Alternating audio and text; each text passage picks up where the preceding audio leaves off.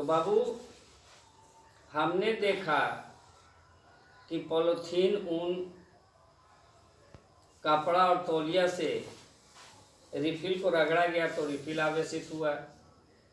Polythene, ऊनी, कपड़ा, सूखे बालों से जब गुब्बारा को रगड़ा गया तो गुब्बारा आवेशित हुआ। रबड़ को ऊन से रगड़ा गया तो रबड़ भी आवेशित हुआ। और इसी तरह स्टील का चम्मच को पॉलीथीन और ऊनी से कपड़ा से रगड़ा गया तो वह भी आवेशित हुआ। अब प्रश्न है कि आवेशित हुआ, इसकी जांच हम कैसे करें? तो एक आवेशित गुब्बारा को दूसरे आवेशित गुब्बारा के निकट ले गए तो हमने पाया कि गुब्बारा प्रतिकर्षित हुआ। दोनों गुब्बारे एक दूसरे से दूर हटे। इसी तरह से दो रिफिल भी एक दूसरे से दूर हटे। अब एक बैलून के निकट जब हम रिफिल को लाए तब हमने देखा कि एक दूसरे के नजदीक आ गए। यह प्रयोग जो हमें बता रहा है, एक दूसरे से दूर भागना प्रतिकर्षण, एक दूसरे के नजदीक आना आकर्षण। इससे स्पष्ट होता है कि समान वस्तुएं समान आवेश से आवेशित होती है और जब पदार्थ की प्रकृति बदलती है, वस्तु की प्रकृति बदलती है तो उस पर आवेश भी बदलता है। स्पष्ट है बाबू कि अगर 10 रिफिल की संख्या 10 है और उसको पॉलीथीन या ऊनी कपड़ा या तौलिया से रगड़े हैं तो 10 रिफिल पर समान आवेश आएगा। उसी तरह से गुब्बारा में भी जो है प्रत्येक गुब्बारा पर समान आवेश आएगा। इतना हम कह सकते हैं। अभी हम यह नहीं कह सकते हैं कि गुब्बारा पर धन आवेश आया या ऋण आवेश, खाली रिफिल पर धन आवेश आया या ऋण आवेश घर्षण के बाद, लेकिन इतना तो जरूर हम कहेंगे कि यह आवेशित हुआ। अब कैसा आवेश इस पर आया, इसकी जांच के लिए हमें पैमाना लेना होगा। जिस प्रकार से हम कपड़ा को नापने के लिए मीटर का प्रयोग करते हैं, दूरी को मापने के लिए किलोमीटर का प्रयोग करते हैं, छोटे वजन को मापने के लिए किलोग्राम का उपयोग करते हैं। हाँ, तो हम लोग विचार करेंगे बाबू कि जो है कौन सा पैमाना लिया जाए। तो इसमें हमें स्मरण यही रखना है कि जब कांच के छड़ को रेशम कपड़ा से रगड़ा जाता है तो कांच का छड़ अपना इलेक्ट्रॉन का त्याग करता है और धनावेशित बन जाता है। दूसरी ओर जब एवोनाइट के छड़ को रोएदार बालों से या ऊन कपड़ा से रगड़ा जाता है तो एवोनाइट का छड़ ऋण आवेश से आवेशित हो जाता है। तो यह दोनों हमारा मानक हुआ कि आवश्यकता पड़ने पर हम वैसे पदार्थों या आवेशित पदार्थों के प्रकार के बारे में इसकी सहायता से जानकारी प्राप्त करेंगे। अब देखिए बाबू, एक प्रयोग हम करेंगे। इस प्रयोग में एक चौड़े मोम का बोतल लेंगे, उसके ऊपर एक मोटा कागज जिसके मध्य में एक छिद्र करके नीचे एक हुक बनाएंगे जिसमें साधारण पत्ती मोड़ कर झुला देंगे और जो मोटे कागज का ऊपर का हिस्सा होगा वह थोड़ा सा ऊपर उठा हुआ होगा। अब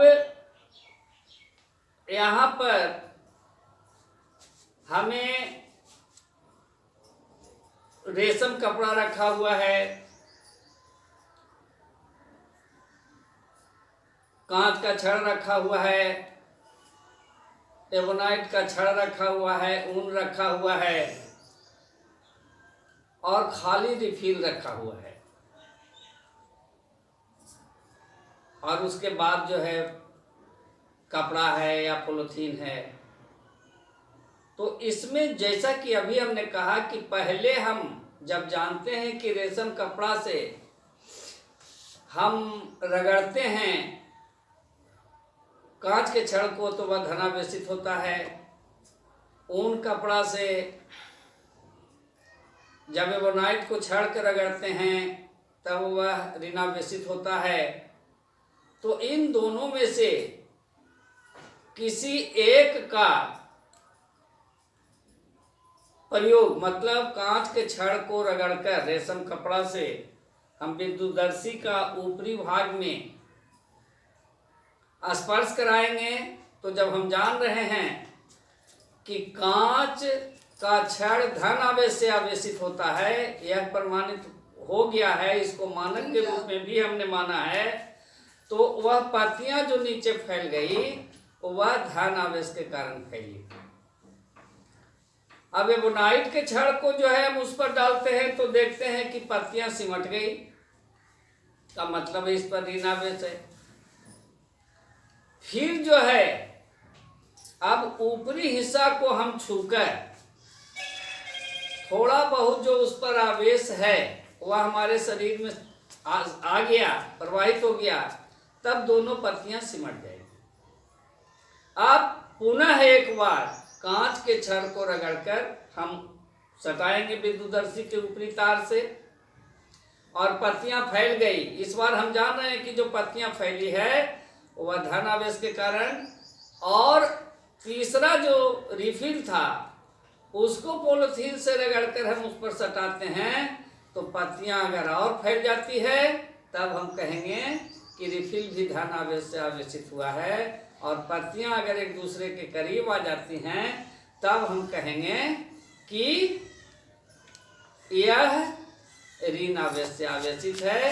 इस प्रकार से कांच के छड़ और एबोनाइट के छड़ तथा विद्युतदर्शी उपकरण के द्वारा आसानी से हम अन्य और दूसरे वस्तुओं की भी आवेश की जानकारी आसानी से प्राप्त कर सकेंगे। अब हम यह जानें कि तड़ित क्या है। पीछे के क्रम में हमने देखा कि घर्षण के कारण ही चमक उत्पन्न होता है, आवेश उत्पन्न होता है, बिजली निकलती है। तो तड़ित भी यही चीज है। बहुत बड़े पैमाने पर जब आवेशित बादल एक दूसरे के करीब आते हैं तो विद्युत स्फुलिंग होता है। इस स्फुलिंग के क्रम में विद्युत जैसी चमक निकलती है और उसके बाद जो है गड़गड़ाहट की आवाज सुनाई पड़ती है। अब यहाँ पर भी जरा सा हम देखें कि पहले प्रकाश दिखाई पड़ता है और उसके बाद जो है आवाज सुनाई पड़ती है। ऐसा क्यों होता है? ऐसा इसलिए होता है कि हवा में प्रकाश की चाल बहुत अधिक है, यह लगभग 3 लाख किलोमीटर प्रति सेकंड है, जबकि हवा में ध्वनि की चाल मात्र 330 मीटर प्रति सेकंड है। यही कारण है कि हमें प्रकाश पहले दिखाई पड़ता है और उसके कुछ समय के बाद हमें ध्वनि सुनाई पड़ती है। इसमें आवेश बहुत ज़्यादा होता है।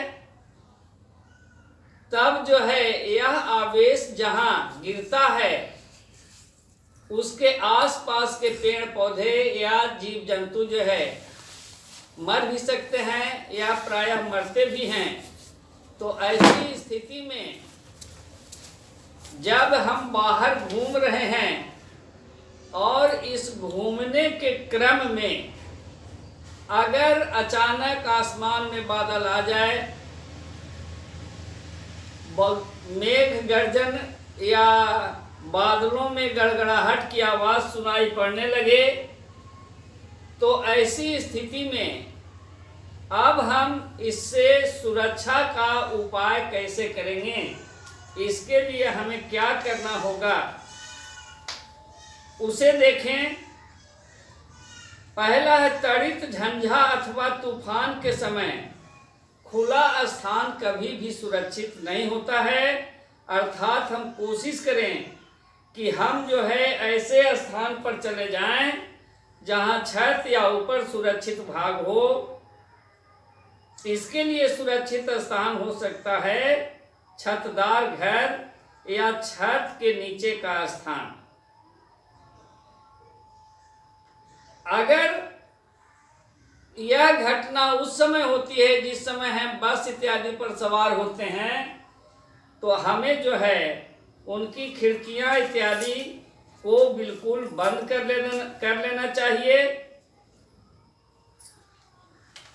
और कभी भी किसी भी स्थिति में अगर हम कहीं चल रहे हैं और ऐसी स्थिति उत्पन्न होती है तो ऊंचे वृक्षों के नीचे कभी भी नहीं रुके, क्योंकि यह आवेश जो है ऊंचे वस्तु इस आवेश को अपनी ओर खींचता है।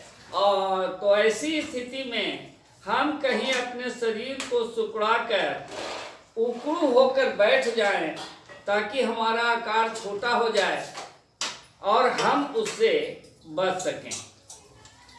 तीसरी चीज है कि जो है हमेशा जो है अगर बिजली का खंभा इत्यादि है और इस तरह का जो है स्थिति बन गया है तो हम उन बिजली के खंभों से दूर रहें। और इस समय हम क्या करें कि टीवी, कंप्यूटर आदि के प्लगों को भी निकाल दें। नहीं तो अगर बिजली के तार पर यह गिर जाता है तो इसे भी क्षतिग्रस्त होने की संभावना बनी रहती है। इस समय नदी तथा तालाब में स्नान करना खतरनाक साबित हो सकता है। अतः इन्हीं उपायों से हम अपने आप को सुरक्षित रख सकते हैं। अब है तड़ित चालन। अभी हमने देखा कि